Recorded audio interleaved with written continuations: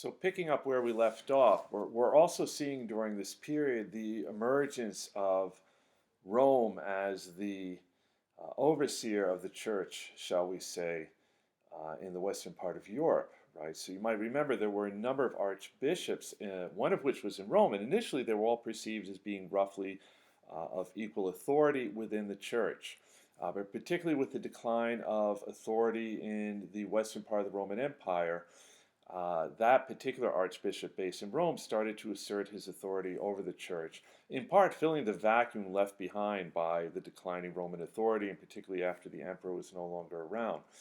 Um, and by that time, bishops, not just archbishops, but bishops in the major cities of the empire had begun to exercise a great deal of influence. So again, I mean, this kind of sense of a vacuum emerging with the decline of the Roman Empire is pervasive throughout much of Western Europe. And before long, the Bishop of Rome had emerged as the recognized leader of the Western Christian Church. And they legitimized this on the basis of certain passages in the Bible that supposedly indicated Jesus had intended that Peter, the chief apostle and first bishop of Rome, should have some kind of special authority within the church. The name Peter meaning rock, right? And the idea is Jesus has said to him that you are the rock upon which I shall build my church. What you permit on earth will be permitted in heaven. What you will disallow on earth will be disallowed in heaven, and so forth. And this all comes together into a concept called Petrine supremacy, right? The idea that Peter and then subsequent bishops, his successors, had some kind of special authority. And by the end of the 4th century, the title of Papa, which means father, had become adopted, right? So the English form of that, of course, is Pope. The idea that he is the Vicar of Christ, somehow representing Christ's authority on earth. And probably the first Pope to really assert his authority in a very distinct way would be Pope Gregory the Great, right? So with him, you kind of see the consolidation of papal authority. And by the time he was Pope, there really is no separate political authority in Rome, right? So he assumes the direction of Rome and the surrounding territories, what come to be known as the Papal States, right? So I mean, literally having also kind of secular authority within this territory. We should note that the territory comprising the Papal States will vary over the course of time. Sometimes it's fewer territories, sometimes a good deal more.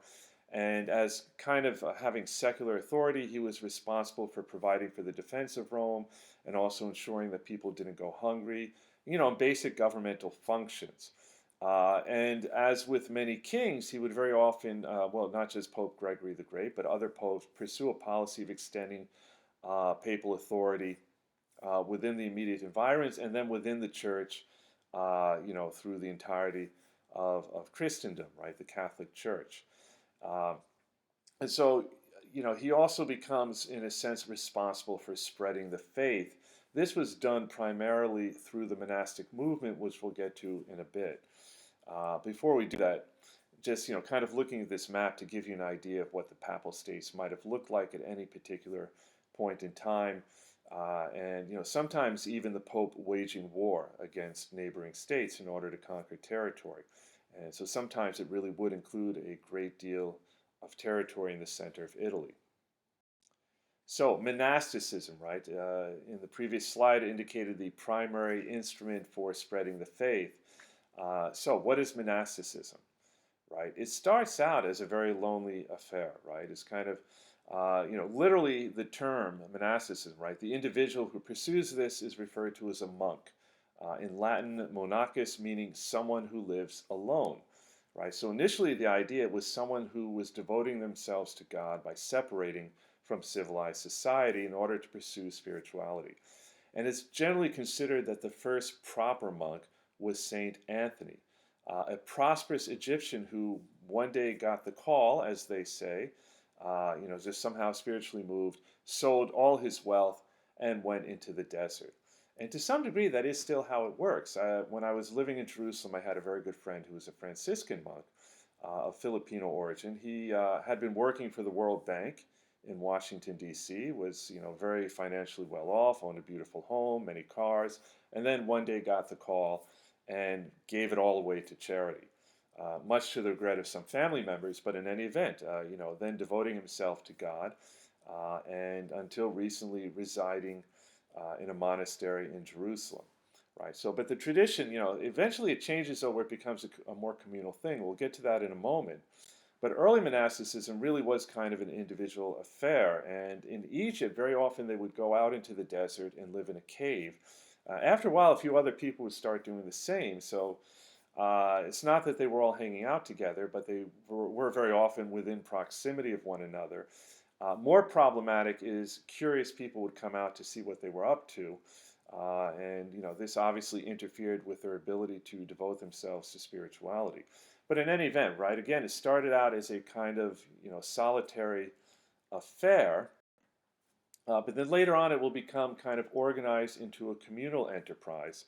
And that kind of starts with a fellow named Saint Benedict of Nursia. Part of this is because when monasticism spreads into Europe, at that time, if you weren't, living within the confines of a landed estate, there were very few towns, maybe a few, or in a city, and there were very few of those left in much of Europe. It was pretty much wilderness. So if you were out there in the wild, it would become very dangerous. So kind of the idea that might be better if, a group of monks actually lived together. And Saint Benedict of Nursia actually founded the first monastic house of that sort. He kind of came up with a set of written rules defining the fundamental form of monastic life in the Western Christian Church, right? So this would lay the foundation for subsequent monasteries, right? And the idea also was maybe not to go to extremes. It kind of promoted an ideal of moderation. So you do devote a lot of time to prayer, and then there's certain kind of discipline involved in kind of assorting chores, right? The monastery where the monks resided was self-sufficient, but the primary function was the idea that you're devoting yourself to prayer, not just for yourselves, but also for all of humanity, right? And that this is somehow the proper work of God. And so the monastery is the actual structure in which the monks would live, right? And it usually followed a very similar form. At the center would have been actually a church, right? But then there would have been kind of a residential section. Very often you had something called a cloister, which is that open space in the center where you might go to meditate and to, just kind of contemplate the glory of God. When you weren't devoting yourself to growing food for the monastery or other kinds of work activities or prayer, of course, right? So the first monastic order would be the Benedictine order, right? So the Benedictine monastery would own its own lands. It was a self-sustained community and to some degree capable of defending itself as well. And later on, you're going to have other individuals initiate different monastic orders. Probably the most famous today are the Franciscans, such as the friend of mine that I mentioned. So, there's some slight variation in terms of how their structure is organized, the kind of prayers they do, and so forth. But it's basically, a very similar pattern to what we see here. So at some point, women are going to begin forming monastic communities. And again, it starts in the deserts of Egypt and Syria. But then when we see this kind of activity shift to Northern Europe, Western Europe, again, it's going to become much more communally organized, partly again because it's very dangerous to be out there on your own. The first monastic rules for women are produced by Caesarius of Arles, who is a man. He actually does it for his sister, and this is in the 5th century. So the term we use for men is monk. For women, we use the term nun, so it's kind of the equivalent. And instead of a monastery, we refer to, kind of the idea of cloistering of nuns. And at some point, they kind of decide that the nunneries, such as they are, should be paired with monasteries, right? So, every time they developed this kind of idea of double monasteries, right? So for every monastery, there is an equivalent nunnery not too far away. This, provides for the defense, but of course, this could also be problematic because for both monks and nuns, among the vows you take are chastity, right? Abstinence from sex. And it's pretty well known that historically, monks and nuns didn't always live up to the code, shall we say. So monks are going to be at the forefront of spreading the Christian faith, and a number of individuals are going to really stand out in this regard. One such individual is St. Patrick. Right? So very often these individuals are later canonized by the church. They're given the status of saint. So he was a resident of England, and this is during a period when Roman authority has really kind of left. So things becoming dangerous. And in fact, at some point, he ends up being kidnapped and imprisoned in Ireland as a boy, and he does manage to escape. But later on, he returns, after he himself becomes devoted to the faith, returns to Ireland in order to convert the Irish to Christianity. So he becomes the founder of Irish Christianity. And this is very far from Rome, so it's kind of developing down its own path and in a somewhat different form than what's kind of evolving in Rome and those areas directly under the authority of the Pope.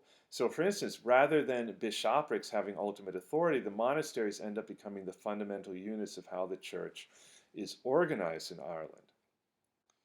And so Ireland as a whole converts fairly rapidly, and then you're going to start to see Irish monks heading out first into the British Isles and then later on moving on to Northern Europe as missionaries to bring the faith to the pagans, right? And many of them do this very voluntarily. Back in that day, you're probably never coming home. You're effectively putting yourself into exile.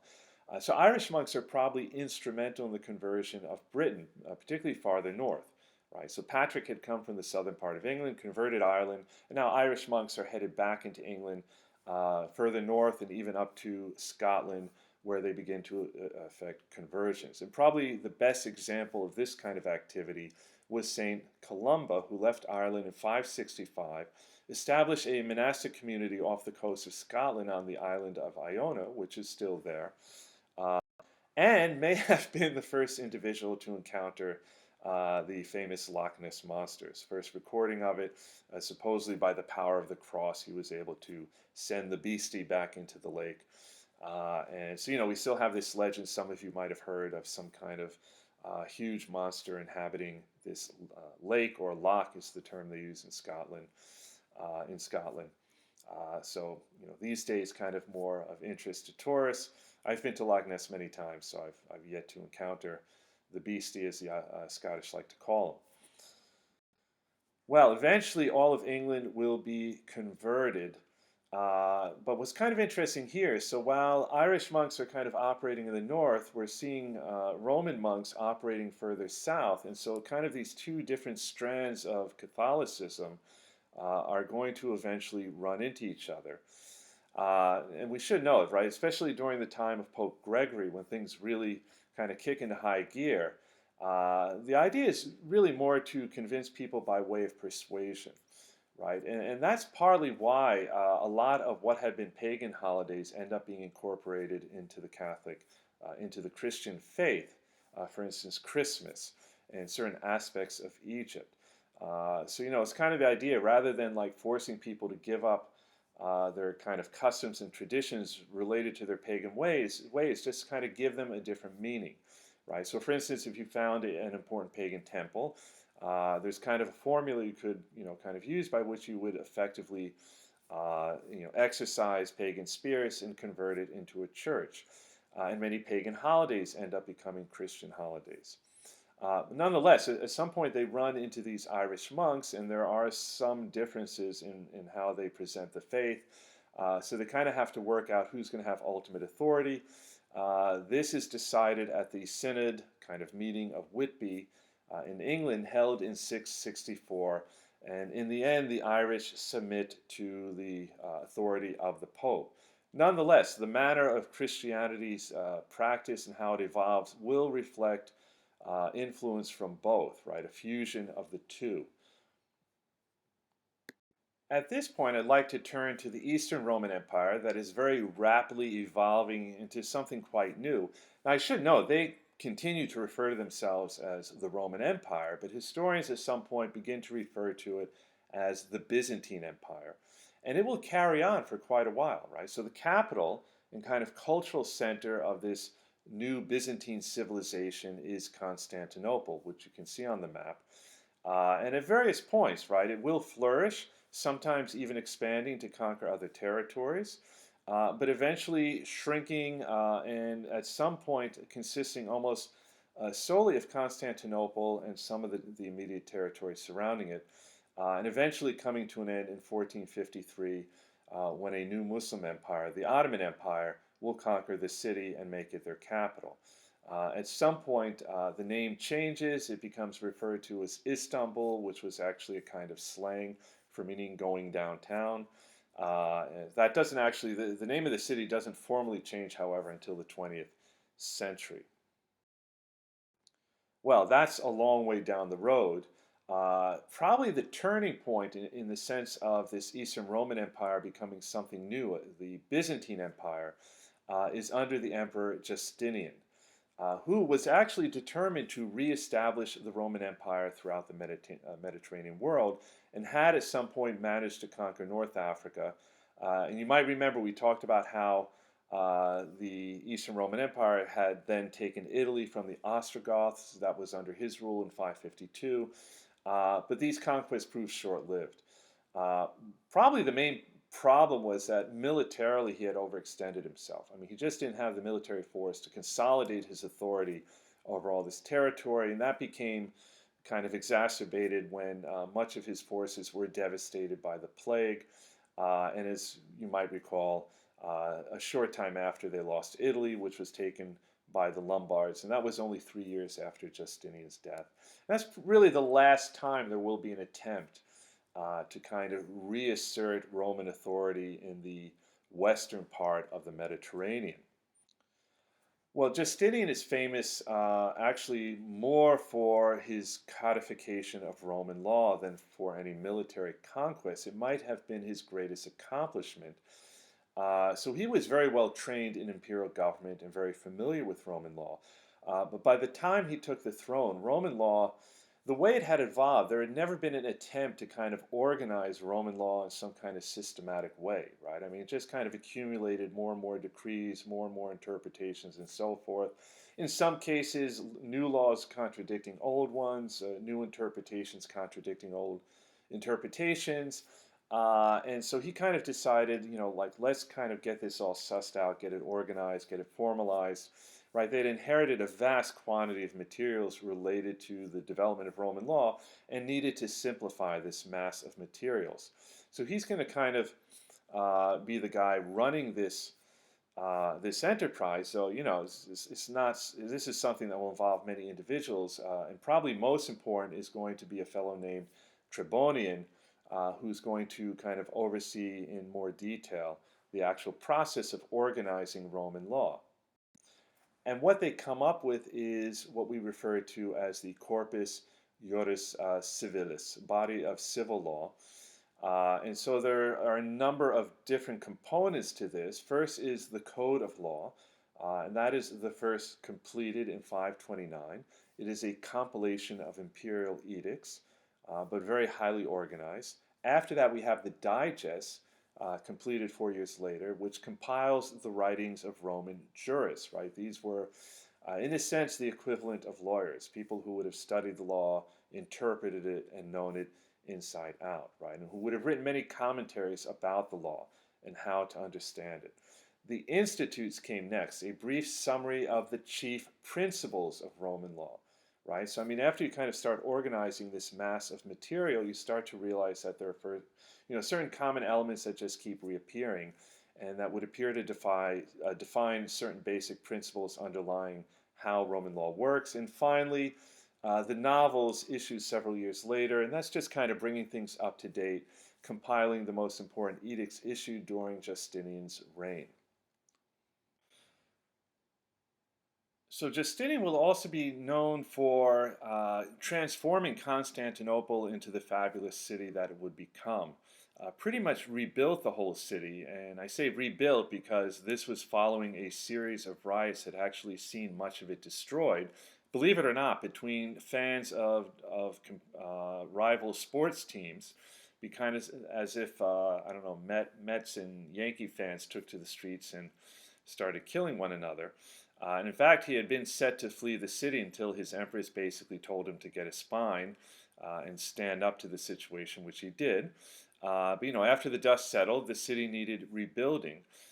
So among other things, also ensuring the protection of the city in the future, building these enormous defensive walls to protect the city on the land side, to complement the already formidable defensive walls facing the Sea of Marmara. And you can see that Constantinople is surrounded on three sides by water. So it really becomes famous for these impregnable walls, the idea that it's virtually impossible to take the city, and of course it doesn't happen until 1453 under the Ottoman. And there is going to be a lot of really impressive structures built in the city, an immense palace complex, hippodrome, which is where sporting events would have taken place, huge arena, and hundreds of churches, probably the most important of which will be the Hagia Sophia, which becomes the preeminent church within what today we call Orthodox Christianity. And I should have noted already, but just to make it clear, Christianity within the Byzantine Empire evolving in a very separate direction from what's happening in Western Europe. So for instance, among other things within Orthodox Christianity, they never recognized the Archbishop of Rome, i.e. the Pope, as having any kind of special authority. Right? So this becomes one of the most important churches within Orthodoxy. Of immense size, right? If somebody were standing next to one of those tiny windows, probably only coming up about a third of the way. And by the way, those four towers, that surrounding the building are minarets. Those were built later after the Ottoman Empire conquered the city and converted it to a mosque, right? Today it's actually a museum, right? It's not really used as a mosque or as a church. But really definitely worth a visit, right? I mean, it's probably, the absolute must-see tourist destination if you're visiting Istanbul. Very impressive. And of course, at that time, Constantinople, emerging as one of the great cities of its day, right? And of immense size, a population estimated in the hundreds of thousands, might not seem like a lot by comparison with, say, modern-day New York, but for that day, that was pretty impressive. And up through the 12th century, it's also becoming a very important commercial center, the chief trading center for the exchange of products between West and East, between Europe and Asia, and even some local industries, particularly the silk industry, so raw materials being imported into the city for use in that regard. It's actually kind of under the control of the emperor, effectively a state monopoly, with workshops housed in the palace. Following Justinian's death, we have to be careful with this, right? From a historian's perspective, it would kind of seem it was a kind of long, drawn-out process of decline. It's hardly apparent that this is how people at the time would have experienced it, and there certainly would be moments where the Eastern Roman Empire or Byzantine Empire would reassert its former glory. And bearing in mind, it doesn't come to an end until 1453, but it would be confronted by numerous problems, some of which involve various peoples who were beginning to migrate into the area. We've already talked about this new Islamic civilization, which very rapidly conquered much territory, formerly part of the Byzantine Empire and what is the present-day Middle East.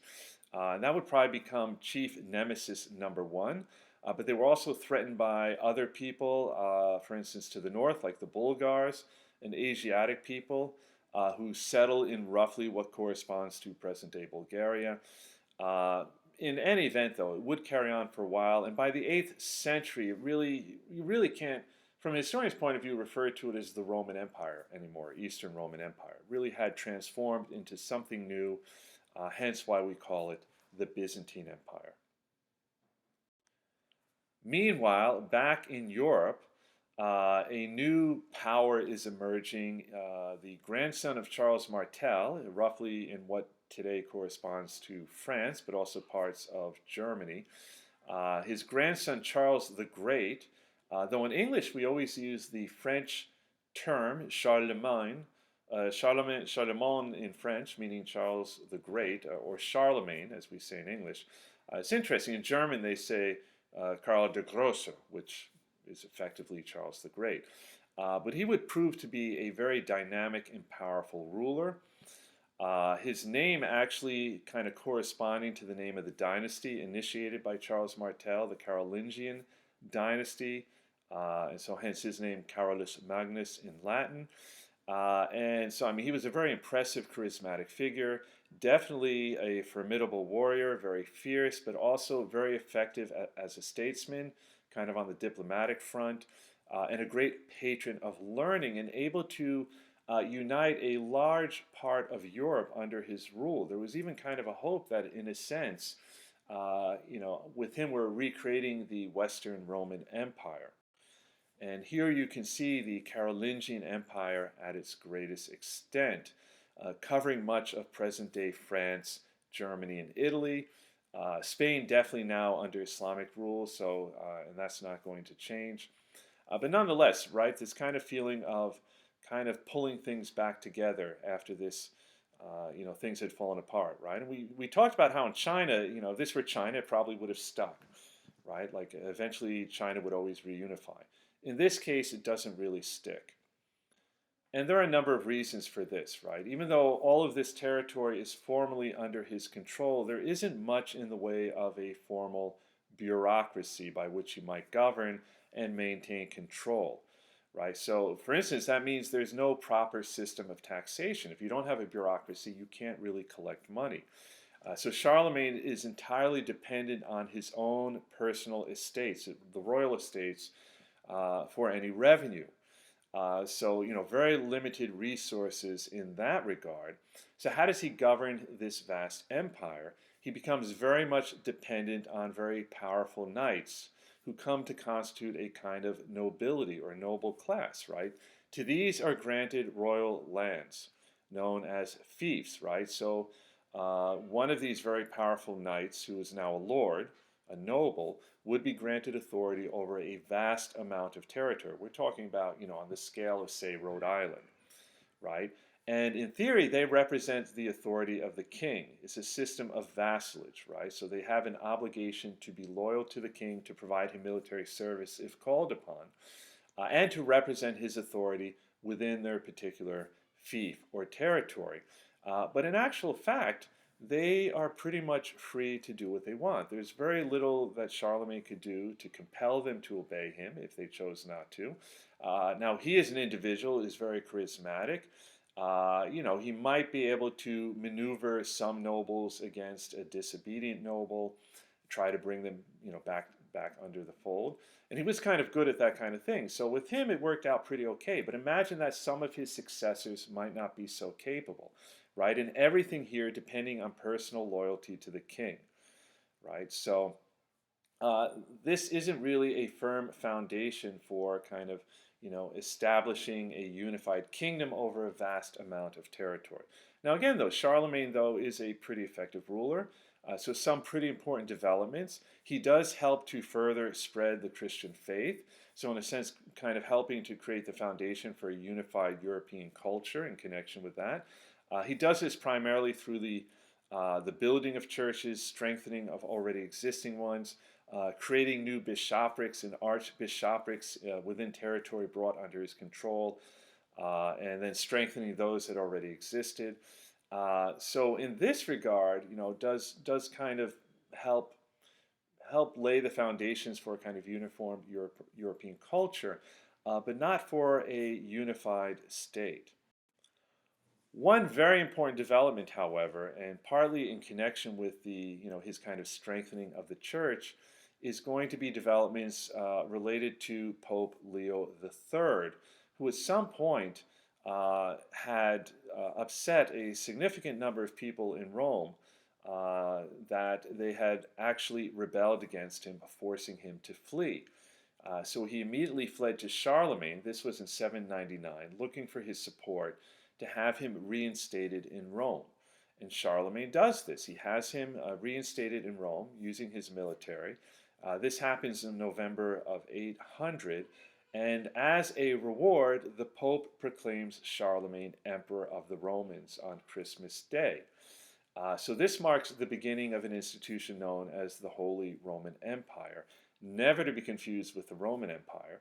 And it does kind of reflect this desire or attempt to somehow recreate the Roman Empire, albeit along Christian lines, as a way of unifying Europe. And it certainly does mark kind of the beginning of an alliance between the Franks and the papacy, and kind of the growing importance of the Catholic Church in terms of maintaining the authority of the king, right? That the church now really just becomes kind of set in stone that the church has to legitimize your rule by baptizing you as king, otherwise you're illegitimate. So there's this kind of symbiotic relationship between the two, and then the king, of course, can do everything in his power to promote the church within his territory. And this is definitely also part of the story of the Catholic Church moving away from the Byzantine Empire, right? So, at this point, kind of taking the decision to align themselves with this Frankish kingdom rather than what remains of the old Roman Empire. And related to this, some have argued that this kind of marks the beginning of something we might properly call Europe, something more than just strictly a geographic designation, right? Charlemagne is coronated as Roman Emperor, and it kind of symbolizes, or we should say Holy Roman Emperor, and this kind of symbolizes a fusion of Roman, Christian, and Germanic elements, and this fusion now also becoming pervasive throughout much, territorially throughout much of Europe. So some historians see this as kind of constituting the foundation of a new, distinctly European civilization, where the center of gravity is moving to Northern Europe, right? Whereas before it would have been during the Roman time, smack in the center of the Mediterranean, and in a sense would have defined a sense of connectedness between the northern and southern Mediterranean worlds, even between, say, Spain and parts of the Middle East, and wherein, the far northern part of Europe would have just been seen as barbaric, and in that sense, no more civilized than areas to the south of the Saharan Desert. Now there is a sense of connectedness that pretty much corresponds geographically to Europe, right? And so that kind of process beginning here. But as far as any kind of political unity, that proves short-lived. It kind of carries on through Charlemagne's successor, his son Louis the Pious, but then following that ruler's death, the empire becomes divided between his three sons, so effectively bringing an end to the Carolingian Empire, but not the Holy Roman Empire, which becomes this rather ambiguous term as far as signifying real political authority. But there will be subsequent Holy Roman emperors right up until the early 19th century. And still this kind of idea that certain territories belong to something called the Holy Roman Empire, though very often having very nominal or limited authority, as far as the Holy Roman Emperor. There might be more local authority that's more meaningful. And in fact, by the time you get to the 19th century, the Holy Roman Emperor is pretty much simply a figurehead. And, as is the Holy Roman Empire, right? I mean, just some kind of, idealistic notion that somehow these territories are connected with one another. The guy who actually brings it to an end, primarily because it really had no meaning by that point, would be Napoleon. So that's in the early 19th century. Coming back to the situation following Charlemagne. So eventually the empire becomes divided between three of his grandsons, Charles the Bald, Lothar, and Louis the German.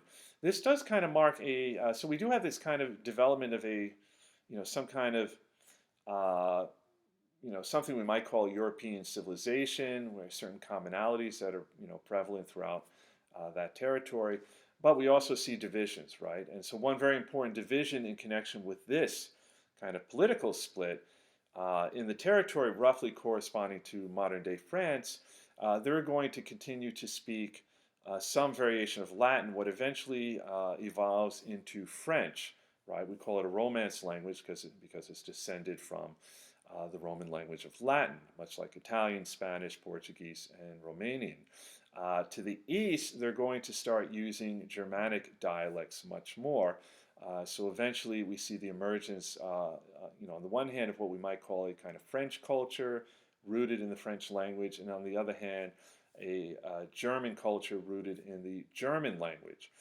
Though it will be a long time before, in either case, they define a kind of formal version of those languages, French and German, with people speaking various dialects. And we should know dialects are not simply different accents. They really can amount to effectively almost different languages.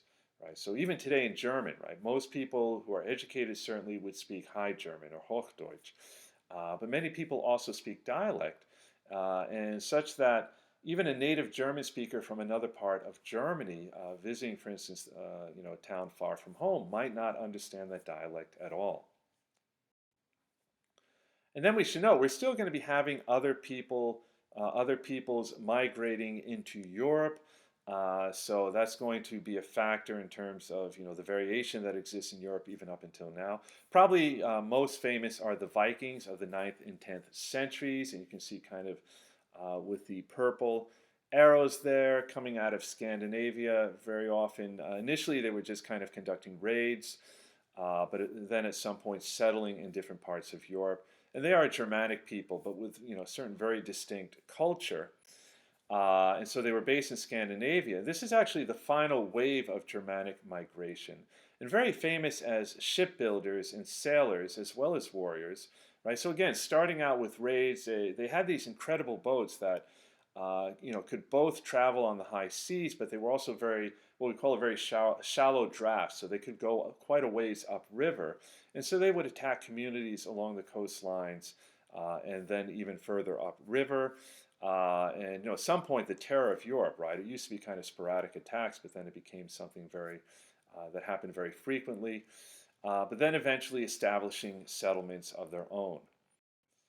And again, here we see, right, the Viking ships called dragon ships would carry up to 50 men and would be propelled both by sail but also by oars.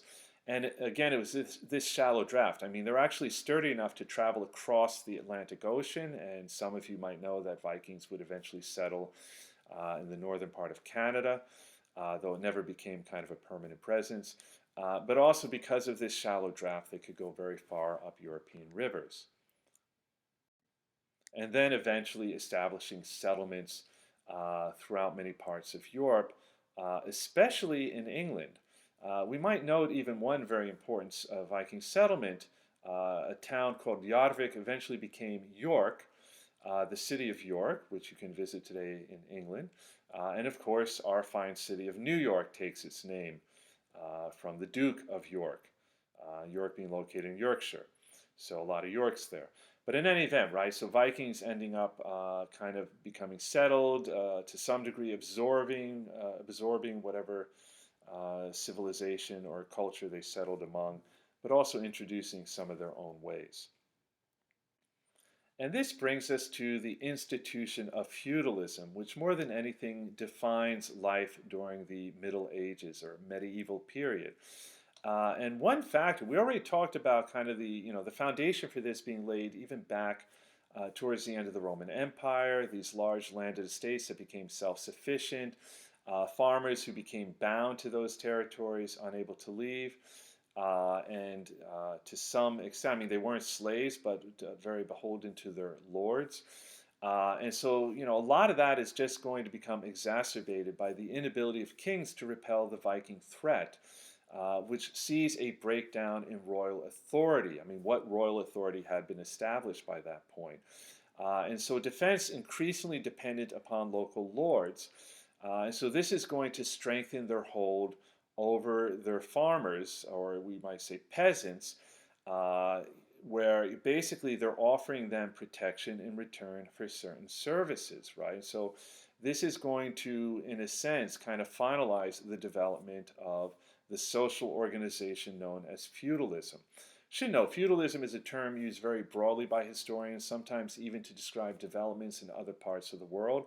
But in the case of Europe, it really does correspond to very, very specific actual practices, right? So first and foremost, the idea that, and the term used now for a peasant bound to the land is serf, right? S-E-R-F. The serf is obligated to produce food for the Lord. There are other services required of him as well, but that is the primary one. In return, the Lord provides protection, but the Lord has tremendous authority over the lives of serfs. I mean, in a sense, has to basically sign off on almost anything they might want to do, including marriage. They certainly are not permitted to leave the landed estate. Um, and there are many fees that serfs have to pay in order to use the resources of the estate, right? Like, for instance, the mill to grind grain for bread and so forth, or to use certain fields for pasture for their sheep and things of that nature. Now, very strongly connected to feudalism, and part of what gives the Lord authority over this territory is vassalage, right? So this starts with the highest ranking nobles who are obligated to provide military service for the king, and the king grants them authority over these large estates. And then the nobles further divide their territory with respect to lesser lords, who then do the same until you come down to the very bottom, where you have knights who do not have any land at all, right? So this whole system is kind of a pyramidal structure, is defined by vassalage, right? So the nobles, if they're called upon to fight, they need to round up warriors under their authority, to whom they've granted authority over land. Vassalage is defined by the swearing of an oath, right? That you swear to be loyal to the individual higher than you, right? So the highest nobles would be swearing their loyalty to the king, lesser nobles swearing their loyalty to higher ranking nobles, and so forth. And then at the very bottom, again, you'd have knights. In a sense, they're all knights, right? But at the very bottom, you have knights who do not actually have any land at all. So a very specific form of fighting develops during this period, quite famously, particularly if any of you have seen Game of Thrones. Warriors initially fought on foot, but from a pretty early point, they're wearing these very heavy coats of mail, using short swords. And then in the 8th century, larger horses are introduced that are actually capable of carrying these armored warriors, right? That was part of the reason they fought on foot. A smaller horse just couldn't carry the weight. You still have the problem of staying on the horse, related to which they developed something called the stirrup. And that basically also allows the knight to wield heavier weapons, right? So now they don't have to worry about keeping their balance. Heavier weapons including bigger swords, but also lances, right? Like then you have games like jousting, where some of you might be familiar, where two knights charge one another with lances. So we've talked a lot about the fief, right? So the vassal of a king, a high-ranking noble, is granted authority over a fief, a large amount of land, in return for military service. The high-ranking noble, in turn, will further divide that fief into smaller fiefs that are then awarded to lesser nobles, and down the line until you come to a proper landed estate, kind of a lesser lord responsible for the serfs or peasants who are bounded to that territory. And the fief-holding relationship is very complicated, right? So the vassal of a king might be a very powerful lord in his own right, and of course has his own vassals. Going down the line at the very bottom, before you come to serfs, knights with barely enough land to provide for their own equipment. And it's not always clear that the lord is operating on behalf of the king. It's very difficult for a king to really maintain full control over these individuals who, might actually live quite far from the king. So to a very large extent, it's going to be a long time before kings have real, genuine authority over the entirety of their kingdom, right? For a while, I mean, they have authority over the capital, maybe a 20-mile perimeter around the capital, their own royal estates. But beyond that, they really have to, just count on the sense of honor of the higher ranking lords or nobles, who, if for whatever reason it's in their interest to go against the king, might not be dependable. right? So power lying to a large extent with the great lords, over whom kings had little real authority. These are the guys who really maintain order in their territories, right? The king does not have his own bureaucracy by which he must govern. He has to work through the nobles, through these lords. So, what he's counting on is this system of mutual obligation or vassalage, right?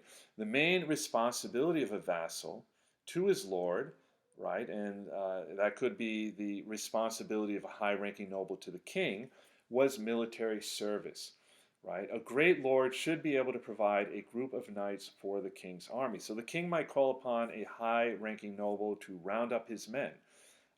And then he would then depend on the lesser nobles to round up their men. It's like, let's all gather at my palace 3 weeks hence, and then we'll all go over to fight alongside the king. Whether this actually happened or not would depend on a host of factors, not least being whether the noble considered it to be in their interest to follow through. Now, in the other direction, the lord, going down the line, the king to a high-ranking noble or high-ranking noble to a lesser one, was responsible for protecting the vassal, both militarily and legally, and also for maintaining the vassal through the granting of a fief, right? So in a sense, the king is obligated to grant this territory to these lords, and then so on down the line. Now, at the bottom of this system of vassalage would be the landed estate, where, the kind of smaller landed estate where the lesser noble had direct authority over the peasants attached to that estate, right, known as serfs. And we call this landed estate a manor, and kind of the manner of its function, the manorial system. Now, to be clear, serfs are not slaves, but they're not far from it, right? They're not slaves. You can't buy them. You can't sell them. But they are bound to the estate. They cannot leave without the protection of their lord. The lord is obligated to provide them protection. Without the permission of their lord. The lord is bound to provide them protection. But the serfs give up a lot for that protection. In terms of their freedoms, right? In terms of even what they are able to do within the estate, never mind leaving it. I think we already mentioned that, like if they want to get married, they need the permission of the Lord. If they have to pay fees to use things like the mill, to use the fields for pasture, to use the rivers on the estate, and so forth. The agricultural estate, just again known as a manor, and it would be quite large. And they had to devote a good deal of their own labor to the Lord. Right? So serfs were expected to work part of the estate that basically belonged, like whatever was produced by it, belonged to the Lord. Right? That was known as the demesne, the land retained by the Lord, and whatever was produced on that land went to the Lord. Right? But serfs, so they would have to devote maybe 3-4 times a week to working on the Lord's demesne. And they had to provide other kinds of services as well, right? Very often services related to the production of clothing, of armor, things of that nature, working within the home of the Lord, his palace, if you will, and so forth. Now, the rest of the land was allotted to the serfs. So they did have, each serf would have their own little plot of land that they could devote some time to grow food for themselves. But a lot of that food would then end up going to pay rent. They had to give a share of every product they raised. They had to pay fees to use the common pasture lands, streams, ponds, to go hunting in the surrounding woodlands. Of course, they had to be careful. They could only hunt certain kinds of animals and so forth. Serfs were also required to pay a tithe, a tenth of their produce, to their local village church. So basically, it was a pretty bad deal being a serf. Consider also that lords possessed a variety of legal rights over their serfs. So again, serfs could not leave the manor. They could not marry anyone outside the manor without the lord's approval. Often lords exercised public rights or political authority on their lands related to justice, right? So serfs very often, if they were accused of a crime, were tried in the lord's court. These would probably be for lesser crimes, right? At a higher level, it might have to go to a kind of royal court, so to speak. Lords had monopolies over many services. Again, serfs had to pay a fee for instance, to use the Lord's mill to make bread. And so we'll conclude here. This is a good place to stop, right? If you're taking History 116, we'd kind of pick up with developments in medieval Europe, and then particularly, as Europe starts to come out of the Middle Ages. But this is an image of a typical manor, right? And I would, in particular, draw your attention to the color coding of the agricultural plots, right? You have certain territory land to be used specifically for the Lord. But then you have the common fields. And you'll note also, you have kind of like a village where the serfs would reside that is kind of, surrounding the church. The manor house would be a little bit more distant. That would have obviously been the nicest structure, maybe apart from the church within the manor. And there would also be meadows and rivers and pasture land and forest. So we'll conclude there, and this is actually the final lecture of our course. We don't have time to look at developments related to Chapter 13 concerning developments in the Americas, though if you are the proud owner of your textbook, I would encourage you perhaps to check that out on your own. And best of luck for this summer.